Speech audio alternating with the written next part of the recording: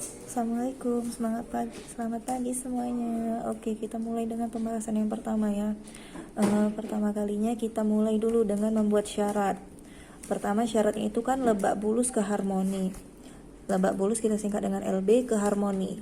Oke, tarik garis panah ke harmoni. Kemudian halimun ke Matraman. Halimun ke Matraman. Senen ke Pulau Gadung. Senen ke Pulau Gadung. Tarik garisnya juga. Kemudian Senen ke Matraman, tarik garis. Kemudian harmoni ke Lebak Bulus, harmoni ke Lebak Bulus. Harmoni ke Senen, harmoni ke Senen. Pulau Gadung ke Matraman. Ini ya, Pulau Gadung ke Matraman. Kemudian Pulau Gadung ke Senen. Ini Matraman ke Halimun, Matraman ke Halimun, Matraman ke Senen. Ini dan Matraman ke Pulau Gadung. Ini kita tarik. Nah, di pertanyaan yang pertama, jika halte harmoni ditutup, kita tutup ya. Halte harmoni kita tutup.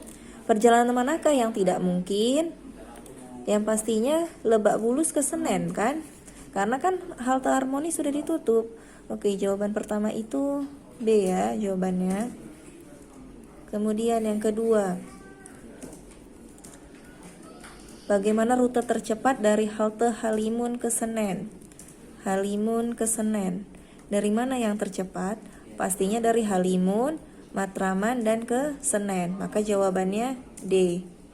Kemudian yang ketiga, dengan harus melewati 2 halte, Pulau Gadung dapat dicapai dari kita mau ke Pulau Gadung. Maka dari mana yang dia itu melewati 2 halte? Dari Lebak Bulus kan? 1, 2 halte yang kita lewati. Maka jawabannya A. Kalau dari Matraman mau ke Pulau Gadung 1 halte kan? Halimun 1 juga. Kalau Matraman ke Pulau Gadung langsung. Halimun ke Pulau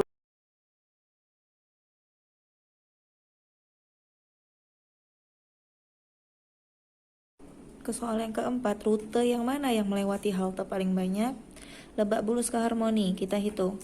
Lebak Bulus ke Harmoni, itu langsung ya. Berarti 1. Kemudian Pulau Gadung ke Harmoni, Pulau Gadung ke Harmoni, Pulau Gadung ke Harmoni. 1, 2 halte. Matraman ke Harmoni, Matraman ke Harmoni. 1, 2 juga. Senen ke Lebak Bulus, Senen ke Lebak Bulus. 1, 2 juga. Pulau Gadung ke Lebak Bulus. Ini Pulau Gadung. 1, 2, 3. Nah, maka yang lebih banyak Pulau Gadung ke Lebak Bulus. Inilah yang rute yang melewati halte paling banyak.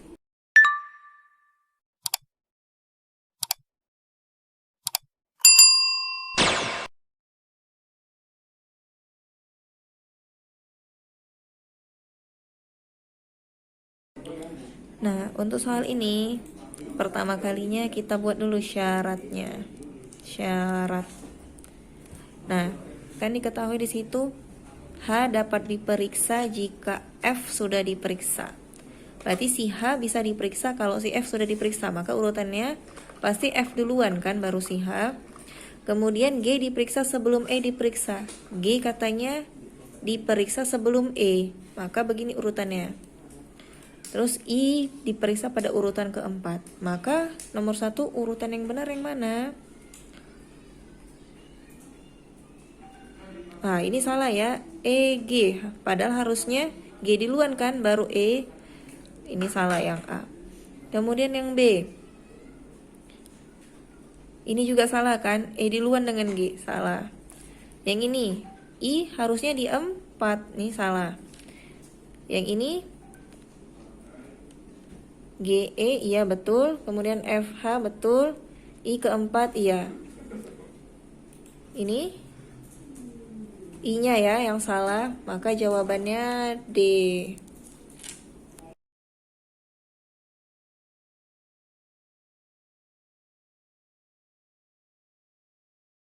Nah, untuk nomor 2, katanya kan jika E diperiksa pada urutan kedua.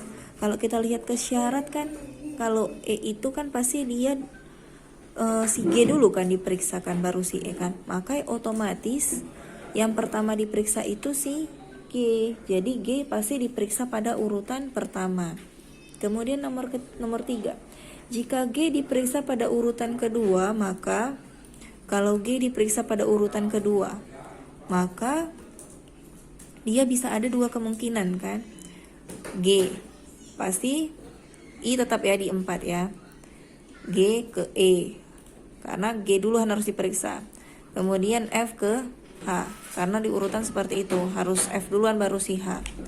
Kemudian bisa juga seperti ini, G di urutan kedua, I ke 4. Nah ini F. Di sini bisa kan si H karena kan F duluan baru H, kemudian G dengan E kan. Jadi pasti otomatis F itu selalu diperiksa pada urutan yang pertama. Kemudian yang keempat,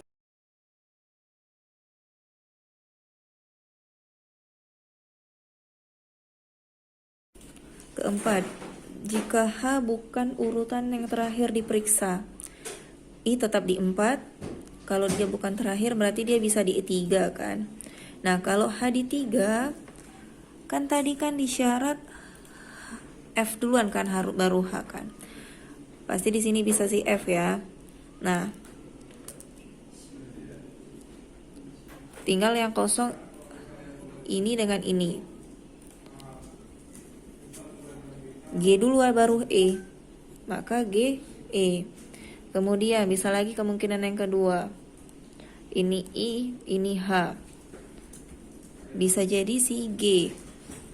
Di sini ini E, nah F, H, pas ya urutannya. Kemudian kalau H di urutan yang kedua, I tetap di 4. Ikutin syaratnya. Kalau H di sini pasti di sini F ya. Kemudian kalau di sini G pasti di belakangnya E. Jadi apa jawabannya? F tidak mungkin diperiksa pada urutan yang ketiga. Nggak ada kan si F pada urutan yang ketiga.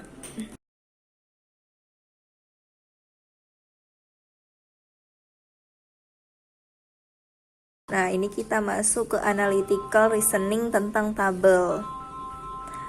Diketahui kan, Asi, Bima, Cecep, Dedi, Entin, A, B, C, D, E ya.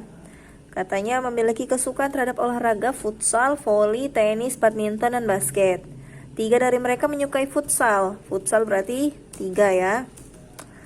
Nah, masing-masing dari kelima anak itu juga menyukai 2 olahraga yang berbeda. Tidak ada yang menyukai futsal juga menyukai tenis. Berarti futsal tidak tenis ya juga. Hanya Asi dan Bima yang Entin menyukai tenis. Entin menyukai tenis. Checklist, Entin menyukai tenis. Hanya Asi dan Bima yang menyukai badminton. Asi, Bima suka badminton. Dan apa yang disukai Dedi? Pasti disukai Cecep. Si Cecep pasti Dedi juga kan. Nomor 1, bila Bima menyukai tenis, maka pernyataan yang salah. Bima kan di tenis. Kalau tenis kan berarti bukan futsal kan, maka silang di futsal. Kemudian si E kan tadi si Entin kan suka tenis. Tenis itu kan bukan juga dengan futsal kan, dia tidak boleh bersama kan, maka silang juga di futsalnya si Entin. Nah katanya kan futsal ada 3 orang, ya udah berarti sisanya itulah. Nah jadi apa yang salah? Si B, maka A tidak mungkin voli ya, karena udah 2 diisi, karena kan masing-masing anak 2.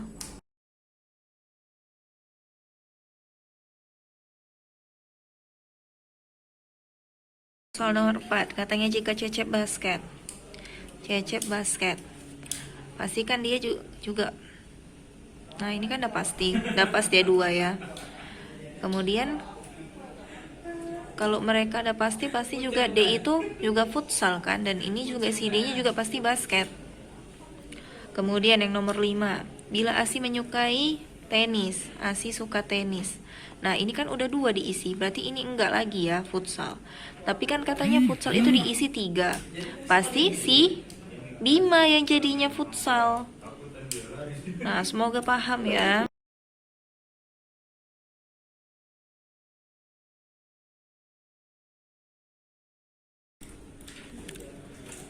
Nah, lanjut yang kedua. Pernyataan berikut yang tidak mungkin terjadi adalah. Nah, tadi kan si Entin kan katanya suka tenis. Tenis kan berarti bukan dengan futsal kan, maka silang di futsal. Nah, kalau disilang futsal berarti kan ini dengan ini kan otomatis suka futsal kan. Nah, kalau mereka suka futsal, pasti si C dengan D ini nggak mungkin suka tenis. Maka yang tidak mungkin Dedi menyukai tenis.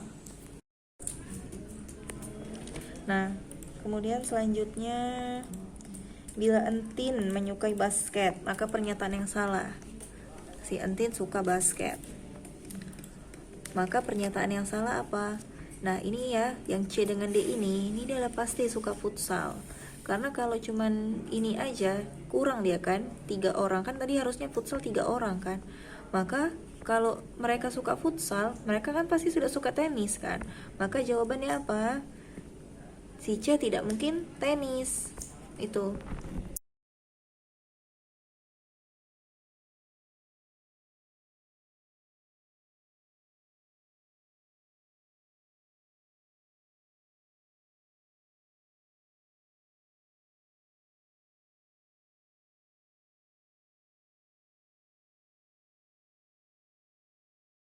Kita masuk ke soal tentang analytical reasoning ya.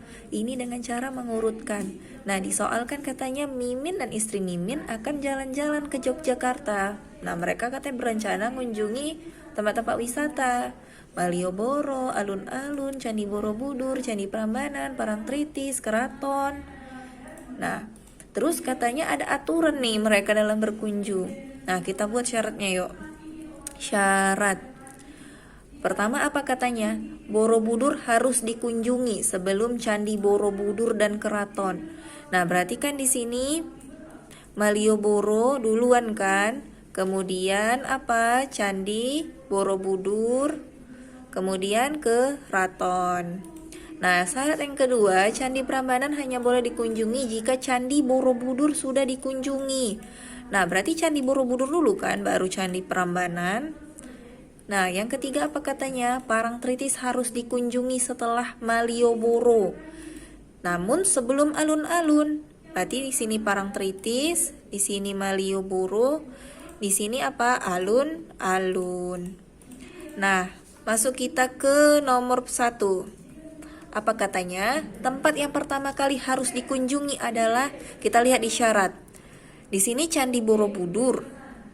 Nah, di sini Candi Borobudur otomatis juga pasti Malioboro duluan yang dikunjungi kan? Di syarat ketiga juga Malioboro yang dikunjungi duluan. Maka yang pertama kali pasti dikunjungi itu Malioboro. Malioboro. Nah, nomor 2. Apa tadi katanya? Jika alun-alun dikunjungi sebelum Candi Borobudur dan Parangtritis dikunjungi setelah Keraton, maka yang dikunjungi terakhir adalah alun-alun katanya dikunjungi sebelum Candi Borobudur. Berarti di sini alun-alun dulu ya, baru Candi Borobudur. Nah, kalau disyaratkan di sini alun-alun, Parangtritis sebelum alun-alun kan, duluan dikunjungi si Parangtritis. Nah, pasti di sini Parangtritis kan katanya dikunjungi setelah Keraton. Berarti otomatis di sini juga Keraton. Nah, di sini Keraton, pasti di sini Malioboro. Kemudian apalagi yang belum? Candi Prambanan ya. Maka apa katanya? Yang dikunjungi terakhir siapa? Candi Prambanan. Nomor 3. Yang tidak mungkin dikunjungi setelah alun-alun adalah yang tidak mungkin dikunjungi setelah alun-alun. Pasti siapa? Malioboro kan? Karena kan Malioboro udah pasti yang pertama. Yang tidak mungkin itu Malioboro.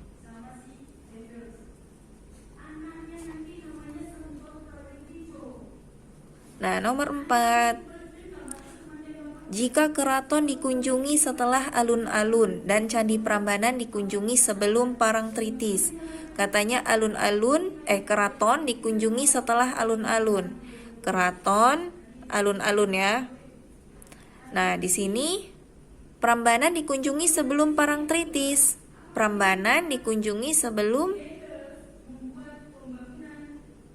Candi Prambanan dikunjungi sebelum Parangtritis. Candi Prambanan dulu ya, baru Parangtritis. Nah, kenapa Parangtritis di sini? Karena kan di syarat Parangtritis duluan baru alun-alun. Nah, di sini kota mana nih yang belum masuk? Malioboro dan apa? Candi Borobudur ya. Malioboro pasti duluan, kemudian di sini Candi Borobudur karena disyarat Candi Borobudur duluan ya yang dikunjungi, baru Candi Prambanan. Nah, kita lihat opsinya. Yang dikunjungi kedua adalah alun-alun, bukan ya. Yang terakhir dikunjungi adalah Parangtritis, bukan juga. Yang dikunjungi ketiga adalah Candi Prambanan, betul ya. Nah, maka opsinya C. Oke, semoga bisa ya.